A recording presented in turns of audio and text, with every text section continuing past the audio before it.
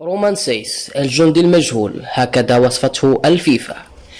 أوردت الفيفا في تقرير خاص حول رومان سيس وتاريخه مع الأسود، مشيرا إلى أنه لم يحصل على الكثير من الأضواء عكس غيره من اللاعبين، لكن دوره كبير في كتيبة الركراك، ومع ذلك كان دوره كبيرا في الملعب في تنظيم صفوف اللاعبين. ورغم إصابته أمام المنتخب الفرنسي وخروجه مبكرا، إلا أن دوره كان فعالا في توجيه زملائه داخل الملعب.